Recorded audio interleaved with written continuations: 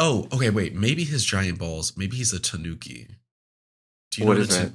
a tanuki is? A Japanese raccoon dog. Bottom on bottom, a great poet said this once. I got trauma. You're so sick. All because you wanted to get for an hour. Diva.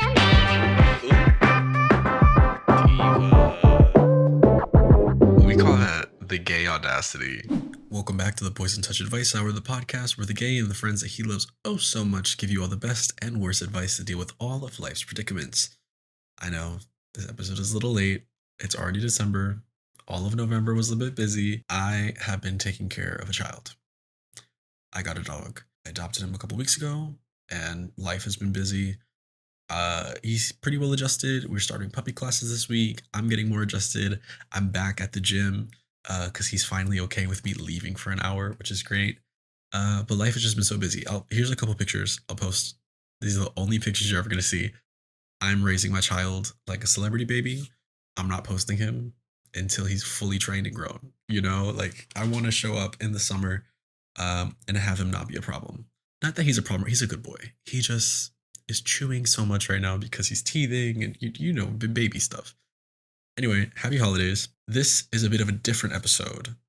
This is the Friends episode. And hold on, my little hat.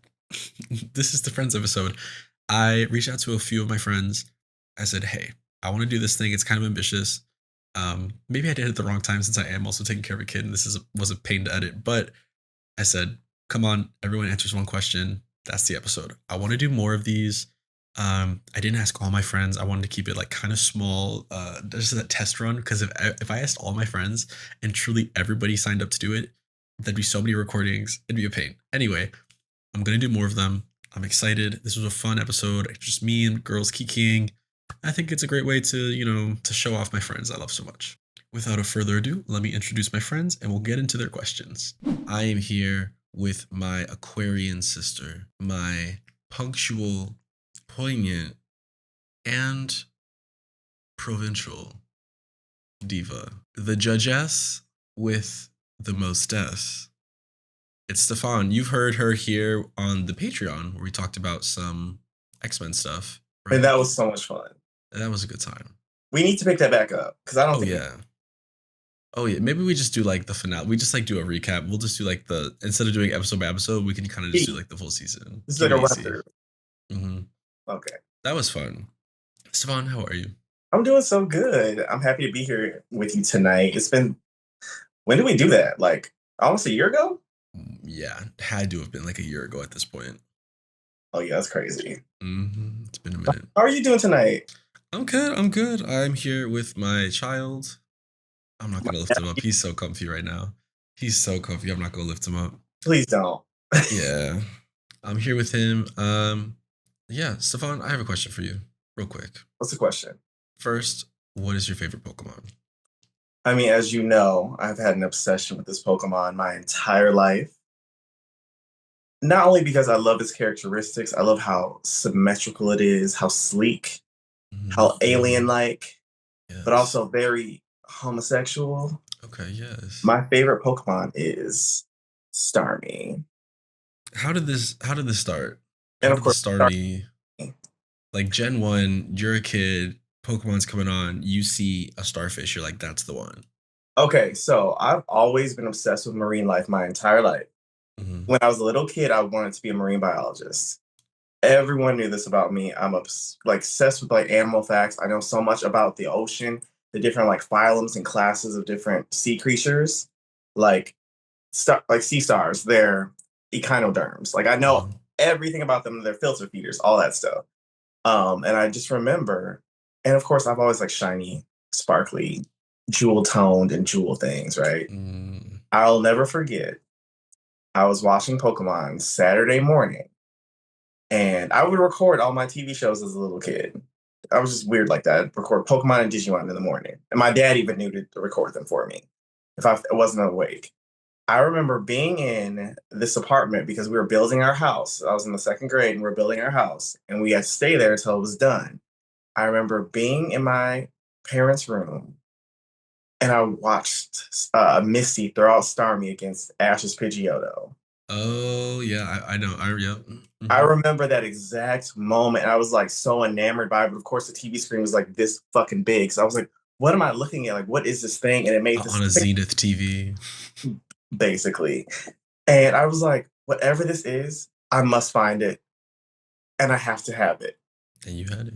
And I had it. I had it. I literally have my old red and blue games. I was starting as 20 something years old. I That I love traded that. out into, I think, Heart Gold, Soul Silver. Oh, you should get it into home and keep bringing it up. I don't know if I can.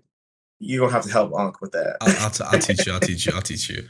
Secondly, Stephon, what is a piece of advice you cannot go without, or a piece of advice that has served you well over the years? Oh, damn. You know what? Over your many years. Oh, fuck me. What you trying to say? Nothing. I would never. I was just so Yeah. youthful. As far as they're concerned, I'm 27. Yeah, younger than me. Yeah. Yeah. I'm You're 28. getting up there, bitch. Anyway, I'm actually gonna take advice from like the neon sign I'm looking at above my bed right now. Mm-hmm. Enjoy the journey. Because I've always been a very impatient person, thinking I need to be somewhere by a certain time in life, or I'm supposed to have like the same experiences as other people, when everyone experiences things and goes through things at their own pace. There's no cookie cutter linear version of life. Mm-hmm. And I accidentally chose that neon sign because I wanted to treat yourself. Fair. And I'm like, that looks crazy above the bed. So maybe don't enjoy the journey also looks a little crazy over the bed. And I didn't notice that until I put it up about 2 years in. I was like, this looks crazy. But anyway, it's important to enjoy the journey and then just take your time and don't rush yourself to be someone else or somewhere else that you're not supposed to be until you're supposed to be there. Mm-hmm.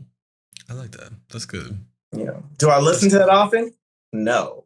But that's why it's there. It's there to remind you. You know what I mean? If it's there, it's a constant reminder. Even if you forget it, you just look above the bed. Okay, there it is. 100%. You know, you listen to Tisha Campbell. Is the journey. I'm still here.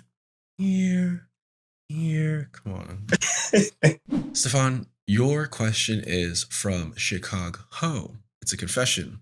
And they write, I've been dealing with a couple of situationships lately, and I really don't know how to cut it off without ruining the dynamics. I recently met a guy on Hinge, and he says that he's from the Gold Coast neighborhood here in Chicago. Every time we plan on meeting up, he ghosts me, and the cycle repeats itself. Let's call him Richard, aka Dick. I seriously want to meet Dick, but I get the feeling that Dick doesn't want to meet me. How should I move forward with this? Stephon, before we get into actually the advice here, I want you to give our viewers who may not be from Chicago an overview on what Gold Coast neighborhood is. Okay. This is down by you. Yeah, so I lived in Gold Coast when I first moved here for the first, I think, year and a half. And I live 2 blocks away from it, essentially on the cusp now for the past 8 years. Mm-hmm. It's a very like bougie area, right? However, it's a mix of like older apartments, but also old money. So there's a lot of very like affluent people over here, or it's kind of like the starter kit for the Chicago, like the young professional whose job they can't explain to you, like a consultant. Yeah. For those of you who live in New York, think Upper West Side meets Lower East Side. Yes. I think that's probably the best way I can describe it. Yeah. And it's just like, so I used to play this game outside of my apartment because, it was the heart of Gold Coast. It's called the Viagra Triangle. Mm-hmm. And I used to play this game called Sugar Daddy. I'm sorry, no, Girlfriend or Sugar Daddy. Okay. Oh, I'm so sorry. Granddaughter or Sugar Daddy. That makes more sense. Yeah. I was like, the girlfriend, your grandmother the baby. Yeah, the grandma's the baby. But it's just a kind of pretentious area. It's beautiful. It's got this old charm, all this old architecture, but the people can be a little superficial. Mm-hmm. So that's just to get us in the mindset of where Richard lives. This is where he lives. So that alone kind of tells you, not that everyone is like, true to the neighborhood that they live in, right? Yeah. But that's kind of the mindset that we're in. We're like in downtown Chicago. He could be like a younger guy, or he could be an older guy. Point is, he is down there being bougie at the Magnificent Mile. Basically. Yeah. So this person said that they wanted to find a way to maintain what?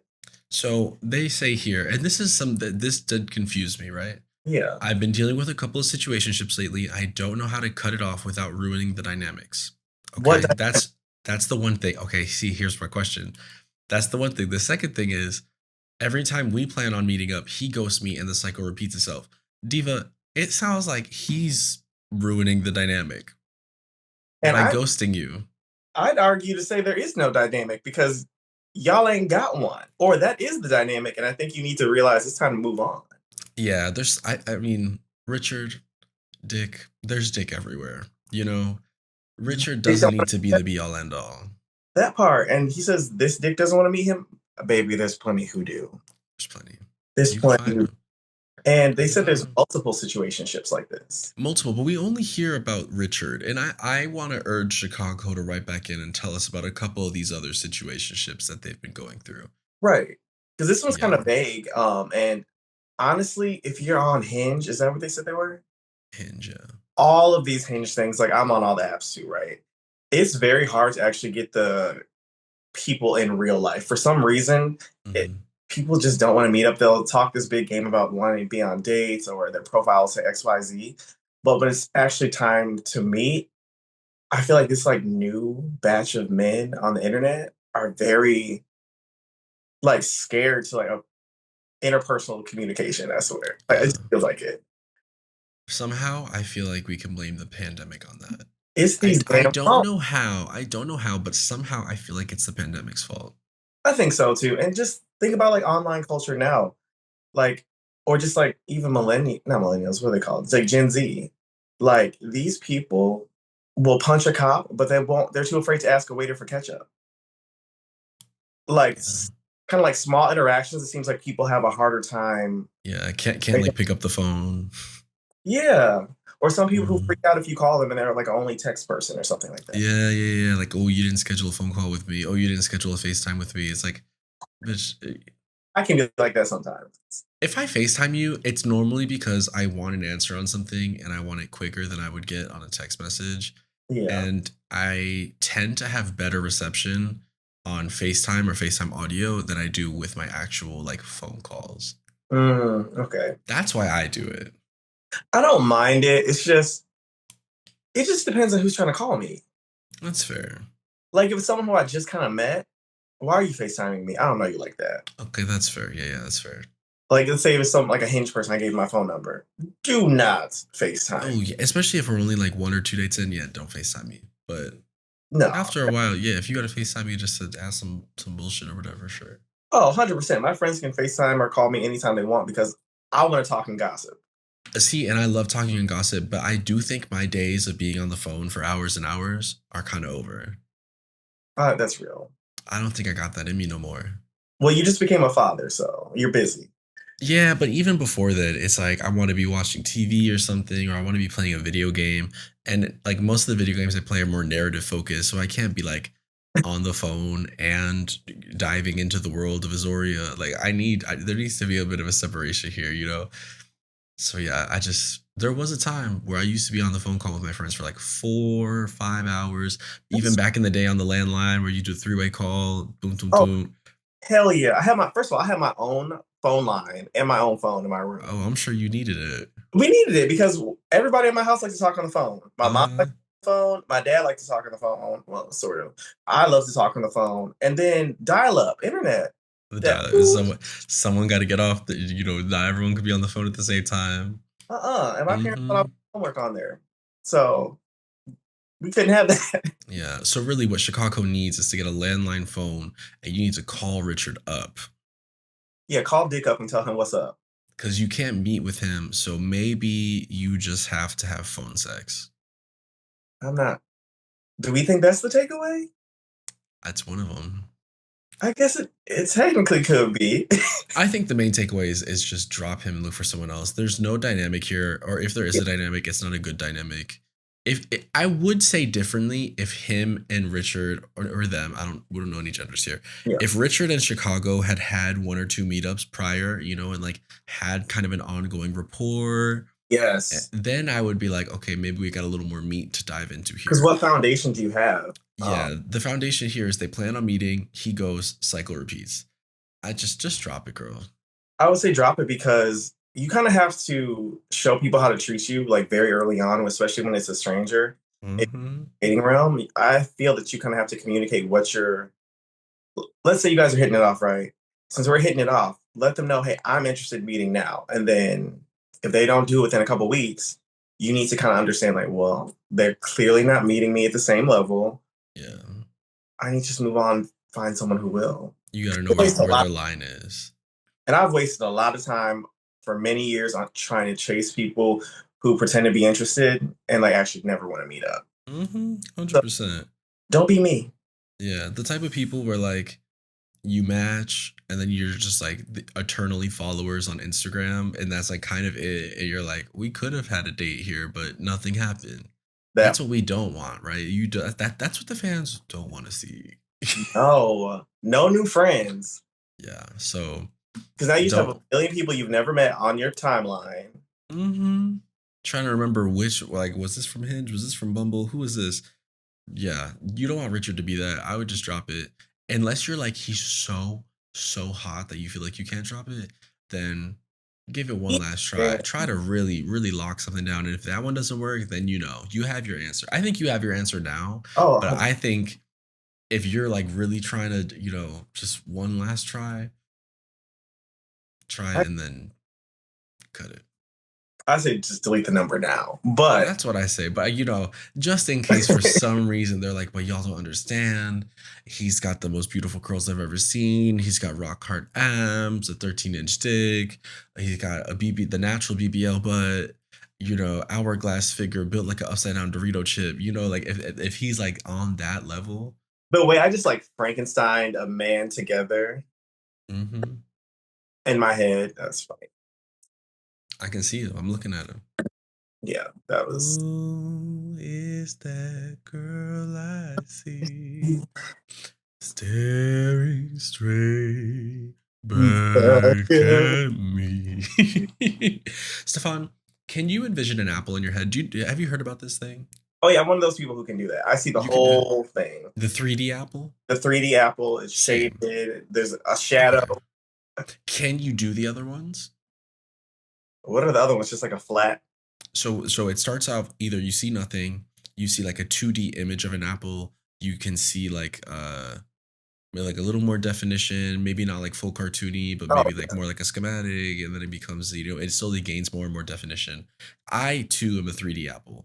Yeah, but I can also do all of it. I can do the 2D apple, and then I could take the 2D apple and I could flip the 2D apple so I just see the straight line. I can manipulate it. I was like seeing someone sketch an apple and white paper, shaded it in, very flat shadows, three-dimensional. And that's how we were able to Frankenstein that man together just now. 100%. And I've seen a lot of things on the internet, so I can.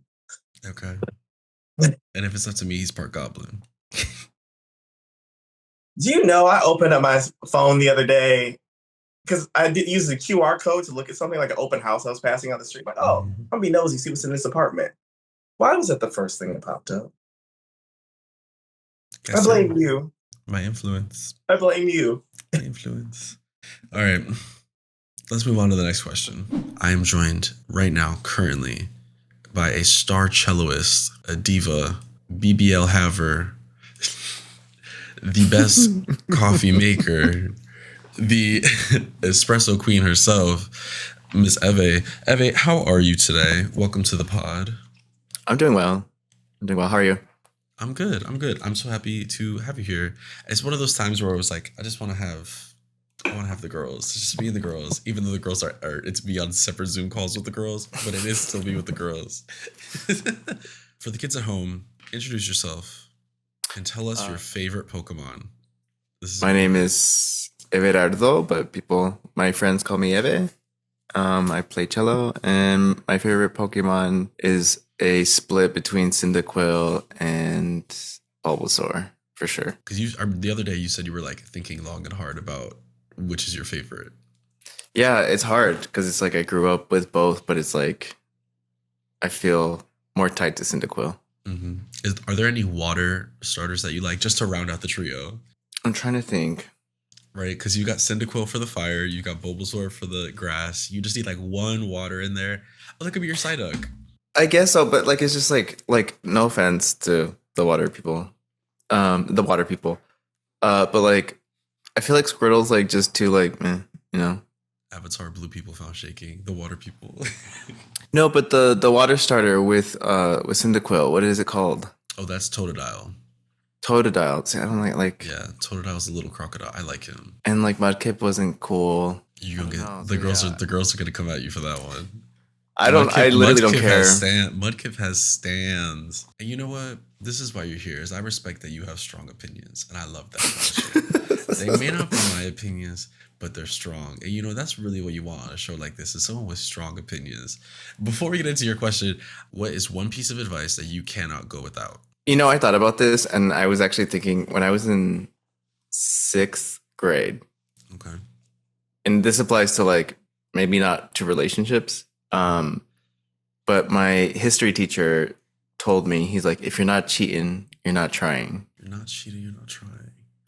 So he like would at least like encourage like at least try to pass. Mm-hmm. And I don't know. I think that's like a good way to live. Not live, but like if you're in a pinch, you know, like at least do the bare minimum. Okay. I could see how that would or do something, you know, but I was like thinking about it, but like I see how that would not track. But for other things, yeah, don't cheat, please. Yeah, for like life stuff. Because I guess it kind of is about that whole like not just the will to live, but like the drive to succeed. Yeah. It's like, and I don't know, something. Like that's just like how I was raised. I was raised to like survive, you know, like, and it's just like that's like the bare minimum you can do. If you ain't cheating, you ain't trying. Not applicable to relationships. It's like the big parentheses around that. It's like, yeah, not applicable. Because watch, someone's gonna be like, well, listen, they said if I ain't cheating, I'm not trying, and I'm trying in this relationship. Do not quote us on that. This next question is actually not a question. It is a confession. It's from Chicag-heaux in Chicago, and they write. Lately, I've come to the realization that I don't want to have sex as often as before. The issue is the guys that I usually hook up with have been hitting me, seeing if we can play together. I don't want to be rude or dismissive towards them, but I also don't want to lead them on with them thinking that we can hook up. I'm trying to figure out who I am sexually without compromising my feelings. What are your thoughts on this? Eve, what do you think about Chicag-heaux in Chicago's predicament? I thought about this one a lot because it's something I was thinking about, like my relationship to sex and like how it changes. Literally, it's almost like a seasonal change. Like there's like moments where I go like celibate for like 6 months, and then the summer kicks around, you know, you throw in a thong at the beach and, you know, you do whatever you want. Or less than a thong at the beach. Or less, yeah. Y'all have seen me say hello, but I think like you don't owe anyone anything, you know? That's my biggest You don't owe anyone an explanation. You don't owe anyone like, oh, like, this is what I'm thinking now, so I don't want to, you know, it's just like, you can literally just be like, no, thank you. But I appreciate, you know, the offer or that you want to hang out and do things, whatever. Yeah. Or like these are the guys that they say that they usually hook up with. I think it could be as easy as like, I'm just not horny. Yeah. Or I'm not feeling it. Like, yeah. You know, I've told guys that, and like literally they're like, okay. Yeah. And if they take that personally, that is more of a reflection on where they're at than anything having to do with you. Yeah. Because being horny is like being hungry, right? You can't force someone to get down and dirty. Yeah, if someone is mad at you for not wanting to have sex, that's probably like the biggest red flag. Do not keep hanging out with them. That's weird. Drop them. But yeah, I was thinking about that a lot when I was reading this, and I was just like, it's almost like a seasonal thing. Like there are times where I'm like, I want no one to look at me, touch me, walk my way. Like I'm just like, you know.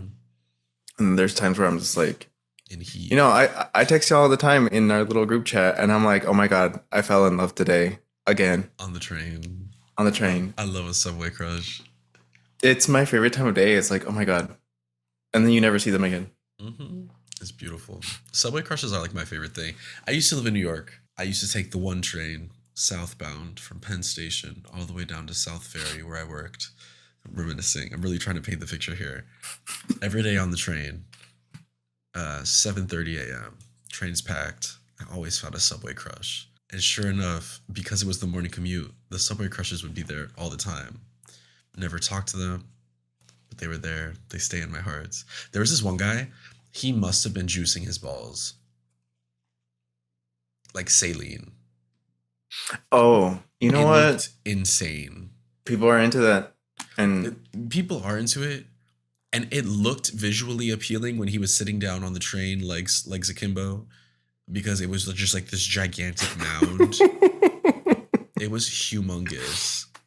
no, oh my God. I always wonder that, like, when I sit on the train and I see something like that, or like just out in public, and I'm just like, are you doing that to your balls, or is that just natural? Because that's crazy. This did not look natural. It looked humongous. But then the second part of that is we were going to the financial district. I can't imagine walking into like a fancy like stock market building with your balls that juiced up. I can. Maybe that's how he like gets people into sales. You know what I mean? He tried to like domineers them with his gigantic ball sack. Yeah, he just goes up to the desk and just like, Yeah, lays it on the table. Let's make a deal. he's like, let's make a deal. Like, you know how they do the that triangle of power that when you're like making deals, it's like a thing. When you hold your hands like this, when you hold it, I don't know. This is from one of those like straight man books about like entrepreneurship. But if you hold your hands like this or something when you're making deals, it like, I don't know. Puts Oh, you in a place like of you're power. talking like this. It's like the Obama. Kind Like, of, yeah, it's like that. Yeah. It gives you that whole like I know what the fuck I'm doing type, you know. honestly, when I was like I was in 5th grade when Obama was like first elected, and I always picked up on that, and I always started talking like this. But then I went to Italy this past summer, and now I'm like this. I'm like, someone tries to hit me when they cross the street. I'm like, what's wrong with you? Oh my God. Que cosa? Oh my God, I miss it. Take me back. Get us Anyway. out of here. Get us out. There was something else I was gonna say. Oh, okay, wait. Maybe his giant balls. Maybe he's a tanuki. Do you What know is that? A tanuki is a Japanese raccoon dog. They're like a raccoon dog. Raccoon dog / dog. Okay. Yeah, it's a raccoon dog. A tanuki. Okay. They are super cute. They are meant spiritually. They are signs of like good business. Well, financial district, working. But you might be saying, what does this have to do with his balls? The most defining trait of a tanuki is they have a gigantic ball sack that they can like turn into little tools, or they can spread it and fly. Spread it and fly. Yeah, I'll put a picture on the screen for the girls on the Patreon. Yeah, here. Yeah, tanukis have gigantic ball sacks that are malleable, and they can turn them into different shapes and forms. And there's like temples dedicated to them for, you know, good business. So maybe that man really is a tanuki, and his gigantic balls are leading him through the financial district to this day. Maybe. That's crazy. I love that. Anywho, a hoe in Chicago, you don't owe anyone anything super specific. You can just say you don't want to hook up. You can just say, I just haven't been horny lately. I'll hit you up. You know, put the ball in your court. Like, I'll hit you up when I'm horny. Yeah, I think you can figure out who you are sexually with that. You're not compromising your feelings. You literally are just telling people you don't want to hook up. You know what I mean? Yeah. Yeah. Now, if this was more like a relationship thing, and you were like, I want to sexually satisfy my partner, but I'm not feeling horny, then the conversation would be a little different, and that would be more of a conversation to be had between the two of you. But for people you're just like hooking up with often, but not anything more than that, I think it's fine just to be like, I'm not horny, or I haven't been horny. You know, it's just not my season. I'm in a different mood right now. I'm focusing on book reading and knitting and things like that. Yeah. I mean, it's that simple, like literally. And honestly, thank God no one has ever like talked to me sideways because of, you know, like expressing that. But literally, like the worst I've got was like, okay, cool. Yeah. that's like not. I was like, oh, okay, that was chill. Yeah, I've had hookups where I've been like, yeah, I'm just not feeling it. I'll get back to you later, and then it's like months later, I'm like, hey, how you been? What's up? Hey, everybody. How y'all doing? So I think you'll be fine. Yeah, I believe in you. And when your hope that helps. Comes, we'll be here waiting for you. I'm joined by my good friend Diwa. You remember Diwa from season 1? Diwa, how you been? Hey, I'm good. I've graduated from the whole peanut butter fiesta. That was crazy. Only the real season 1 girls know that. Go check back Diwa's episode. Yeah, we were really in the trenches. In the trenches, on one microphone, bad audio, live on Twitch. Diwa, what is your favorite Pokemon if you have one? And secondarily, what's a piece of advice that you can't go without? Okay, so I don't know all the Pokemons, like all the Pokemons like that. That's fair. But I do like the mime. Mr. Mime? The mime, and then the thick one. That's the BBL one. The BBL one? Mewtwo. I don't know if I would describe Mewtwo as the BBL one, but now that you say no, that, am I saying the right one? I don't know. Mewtwo's the one that's got the thighs. It definitely could be described as the BBL okay, one. so I said the right one. Yeah. Ooh, a piece of advice. So I guess something that I've been doing that someone kind of said to me is like, I haven't bought fast fashion in like over 2 years. Which it's like, it's good for the environment and all, but like everything I've bought has been like used and like secondhand and stuff. And I think my closet has been like, it's low-key been flourishing because of it. So I think like when you do that and you thrift a lot of stuff and when you buy stuff secondhand, and we're not saying you have to buy vintage, like you can buy cheap stuff secondhand. right. I think your closet is more varied than like, because fast fashion is about printing out 800 varieties of the same piece, right? And so whether that be basic t-shirts or a pair of pants, like it is about pumping out cookie cutter level stuff, right? And it really makes you think like more intimately about clothes and like what you're wearing, like where's it coming from. So I even did that with my phone. Like my phone is used too, but like it's working better than my last one. So hey, I love that. I think the only fast fashion that I like really buy is I will go to Primark for my pants because I have so much trouble finding pants when I'm thrifting. Yeah, see, that's the thing, because I have really short legs, so when I thrift, all my pants are gonna be longer than my legs. I just cut the bottoms off my pants. It's fine. You know what? That's the second part. Everyone needs to start getting better at using a pair of scissors, and a hand sew, a little like. I used to hem it. I don't even care anymore. I leave the bottom stringy. It's you can get hem tape, and just you don't even have to sew it. Wait, but and it just stays on. Yeah, it's a really good adhesive. I have a shirt that I used hem tape on. Maybe 6 years ago. I washed the shirt. It's a gym shirt, so I wear it to the gym often. The tape is still there. That's a good idea. It's good and it's cheap. It's cheap. I think it's a good alternative if you're not comfortable sewing with your hands, or even if you are, it's good to reinforce it. That's good. That's good. I like that one. That's a good piece of advice. Let's get into your question, Diwa. Your question is from Plantain Jane. It's a sex and love question, and they write, this one's nice and quick and easy. What is the most underrated kink? So I could say so many, but I know that we talked one time where we were like, oh, like wouldn't it be cute to like do like kind of like a book club type thing with like erotic novels and stuff. I feel like if you got like a partner or someone you could share that with, like trading, like I don't know, like trading erotic novels with each other and kind of like, because sometimes it's like you want to do something freaky, but you don't really know how to introduce it. Yeah. Why not do that with literature? Of course, yeah. Everyone should be reading more. Everybody should be reading more. I don't know. I feel like because porn is like the internet is so oversaturated with porn now, especially if you're on Twitter, So Yeah. I feel like sometimes like reading it is kind of sexy.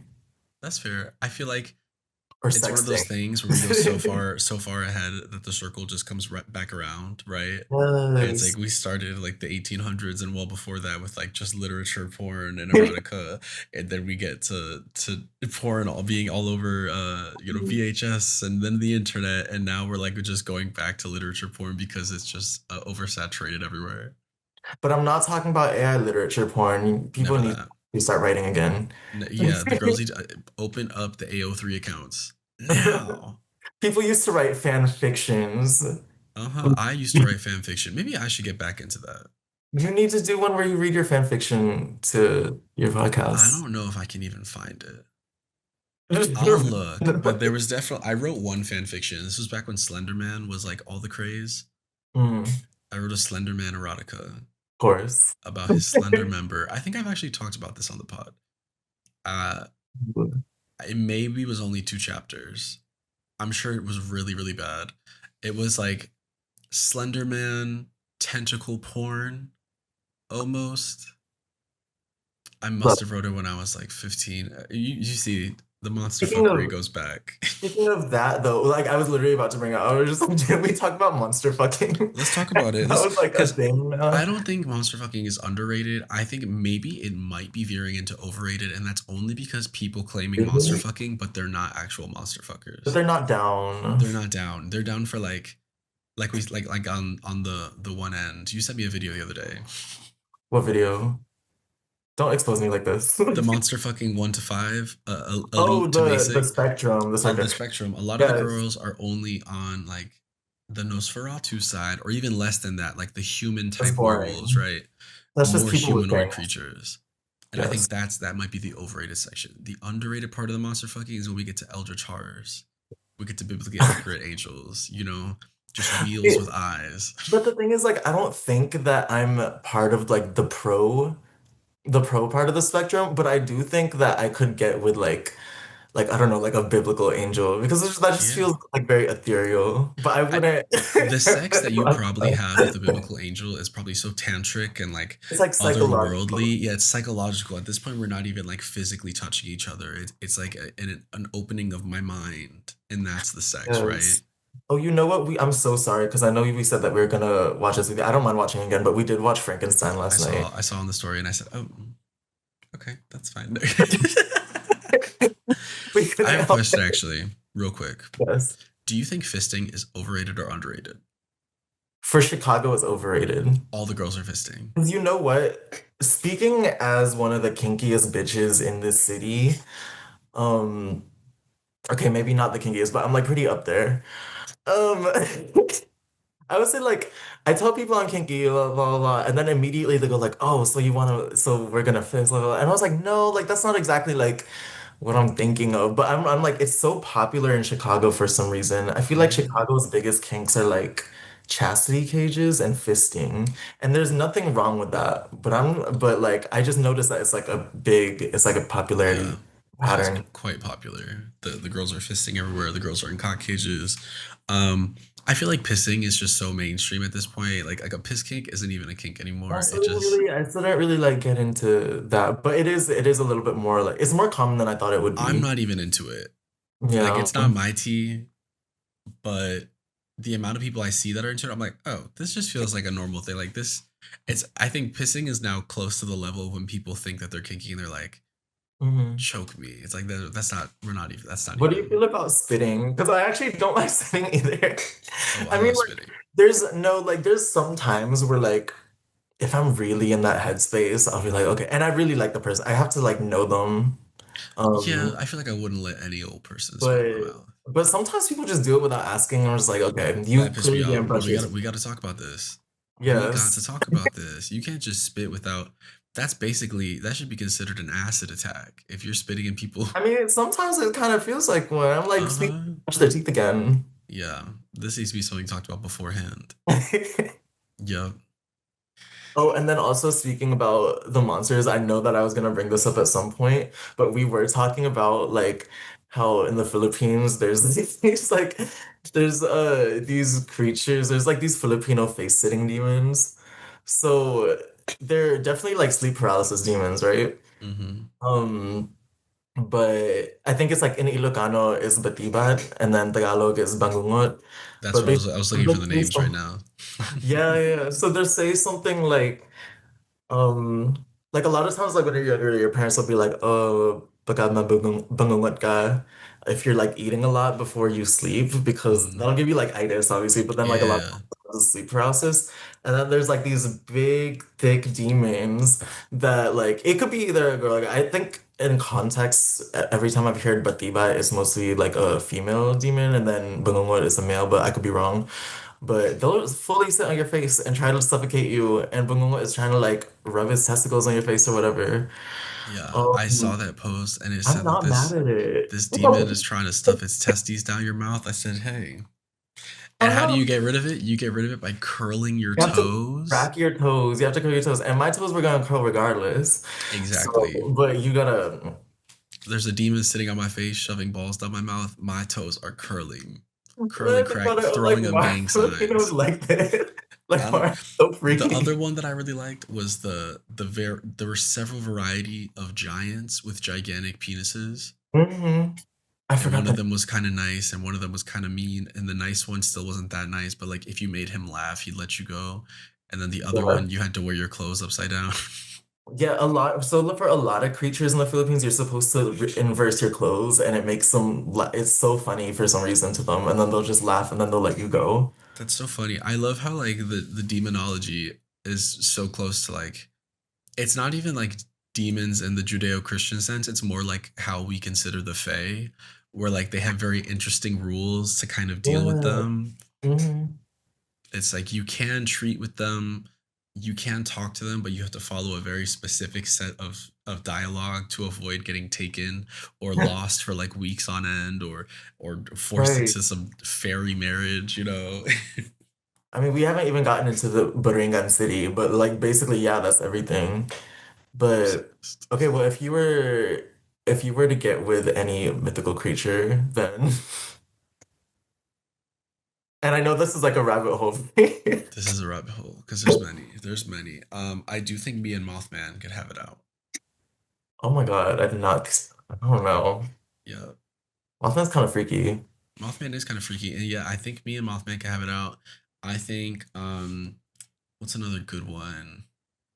You know, this is weird considering how gay I am. What is the name? I know there's a version in the Philippines, but there's also a version in Thailand and a lot of other Southeast Asian countries. She's a lady and her head detaches at night, and she's just a floating Oh, spine. okay. Well, in the Philippines is manananggal, but it happens from the waist, not the head. But I Mm, know what you're talking about. I forgot the name for it. I feel like So, she probably throws neck. are you trying to fuck the neck hole? Is that what you're trying to say? Maybe. Well, because think about it this way: the only way to like stop them is you either hide the lower half of their body, Yeah. Or you're supposed to like sprinkle salt or yeah, garlic or on. yeah, or you sprinkle salt, and Mm. then when the sun comes up, it dies. So I'm gonna have to pull like a Nosferatu type thing where she lets him feed on her until the morning. Ooh. And that was a good movie too. Except I let her suck me off until the sun rises, and then she burns. That's so romantic. I think it is. I think I could give her one last good hurrah, you know, before the sun takes her. I have a Manananggal tattoo right here. Hold Oh on. my god. For the girls on Patreon. Diva. I designed it. That I is a got it in pretty the Philippines. I love red ink on you. It looks so good. Thank you. I want a red ink tattoo so bad. This was my dagger was supposed to be tipped in blood, but Oh, you should have. I kept it black at the last second. And the tears were gonna be red, but I actually kept those black. However, Yeah. when I get my snake, I think that the fangs are gonna be red, and I think the tip of the tail is gonna be red. Ooh, tattoos. That's another kink. Was it a kink or a fetish if it's just I something that I think it's like? a fetish. Tattoos would Yeah. count as a fetish if you like If it. it's like A if you like kink, it doing well, there's some times where I've gotten tattoos and I'm like, okay, I'm very into this. When I got my tongue split, I was like, ooh, like I'm kind of into the pain of it. 100%. 100%. The pain, there's a level of pain. You know, some people are like blunt pain, and some people are like that sharp, daggery kind of pain. Hmm. And I feel like tattoos fall under that sharp, daggery, cat scratch kind of I pain think that like people slow like. pain, like slow build-up pain, very into That it. dragging Especially kind if they're like of. looking you in the eye and kind of like it's kind of verbal. I'm like, ooh, take a Mm, lot.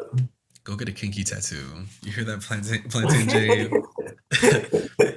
This is, I feel like we covered a pretty good gamut of kinks for them to be. We covered some underrated, we covered some overrated. You know, I feel like we kind of give y'all a good overview.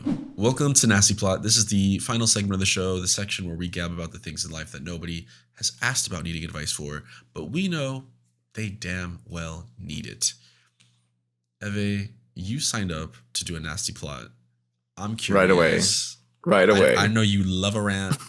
Let's get into it. What's been pissing you off? Who needs this advice? And what do they need to do about it? So I was on Instagram and I was just like scrolling, you know, and I don't know why it still does not click for a certain demographic of people. But this person was at a birthday party or a birthday dinner, and like you just see this sea of just like white men, and I'm like, okay, sure, you're all white and I mean gay and you know whatever, but like, do you not have any friends of color anywhere, like at all? Like, all the people you hook up with are white. All your friends are white. Your husband's white. Yourself is white. Like, do you not realize what's going on? I don't know. It just pisses me off. And then it's just like, and then they tout themselves and they're like, they talk about, without giving it away of like who it is, you know, like they have a love for house music. And like, I was talking to our friend Bash about this, that they were like, they brought like, basically like a board to like their classroom, and like we're trying to teach DJing in an institution, and I just feel like that's just so ass backwards. And to the culture, you know, like it was a counter culture movement. It was born in brown and black spaces, you know, trans spaces, queer spaces. Like, do you know it type thing? Yeah, and it's just like, sure, you're like, you know, the history of it, but like you need to honor like the practices, just the way that like we, unfortunately, you know, like as a musician, honor Western classical music, you know, like I practice it. We play it in the concert halls. I study it, you know, whereas it's like, about that. Go for it. So classical music, do you ever like have to reckon with the fact that like the people who made a lot of this stuff are like had to have been like pretty racist or had like some pretty wild, you know, 1,000 fucking percent. I like, that is like on my mind all the time, you know, and I always like in interviews, sometimes I even said this, and I think this is what won or got me this position, is just like, I have come to terms with what I do is a colonial practice, you know? But I think music and the spirit of music like transcends that. And like, this instrument is just a vessel for me to express how I feel, you know?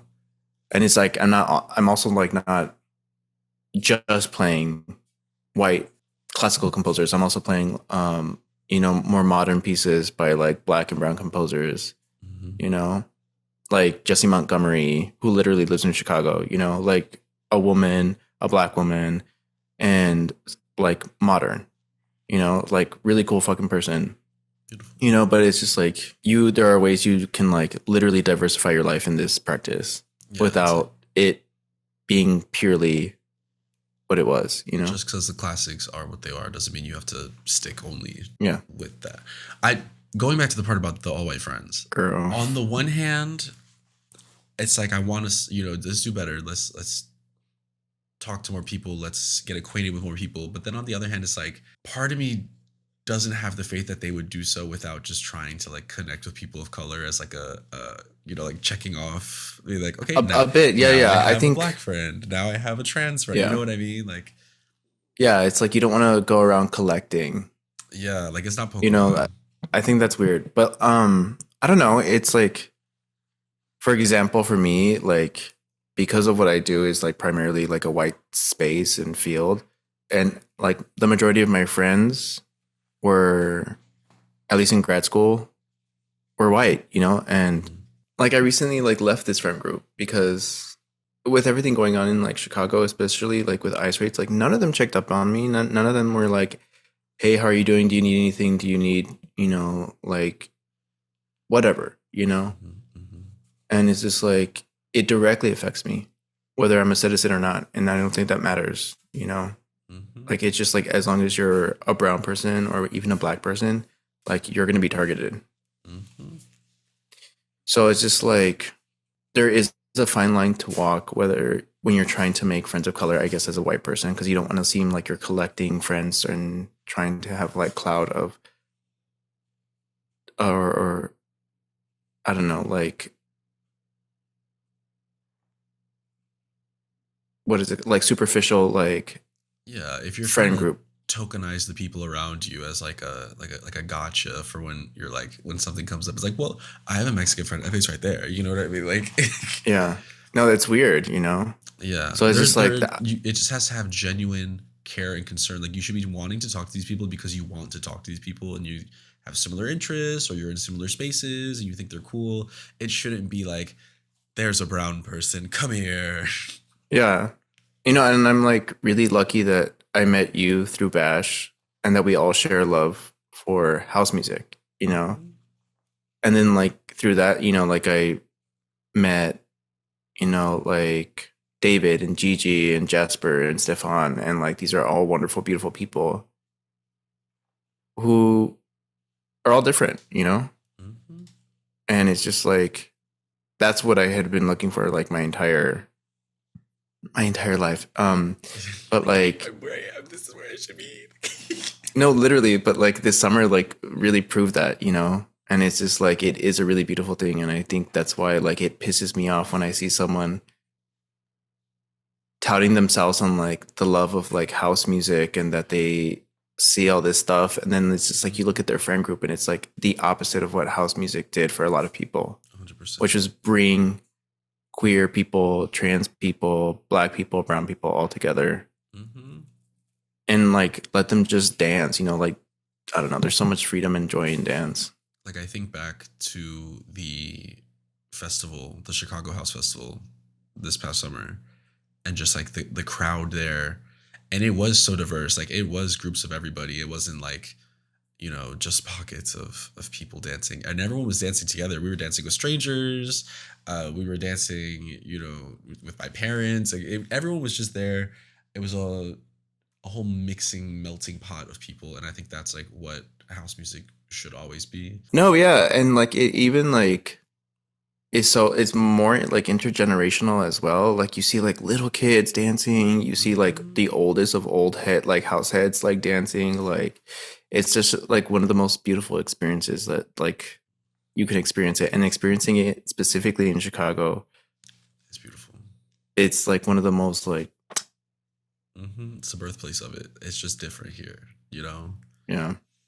I don't know. So that's just something that fucking pisses me off, is like the way the rant turned from let's rant about this to talking about how much we just love house music. Girl.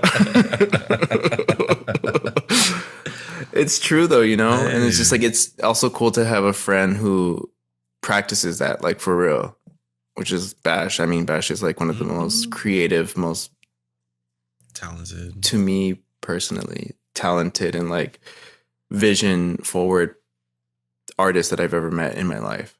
Yeah. She's doing the damn thing. She is. And it's beautiful to see. All right. Thank you so much for this. We've come to the end of the episode. Eve, before we drop off, let the kids know where they can follow you. If you have anything to promote, now's the time to put it out there.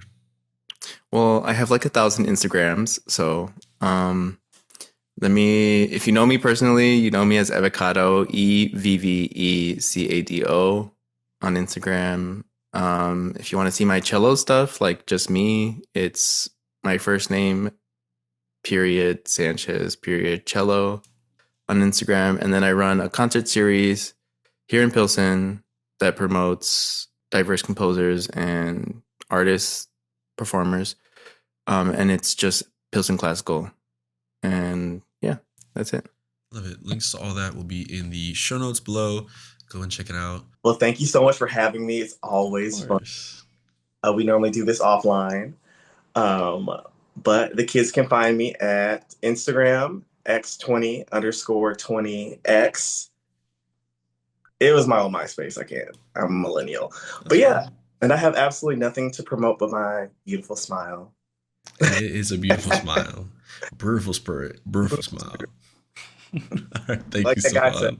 I'm the Cheshire Cat of Chicago, which was the stupidest thing. That's crazy, Anyways, but I love it. I love that. Claim it. claim it.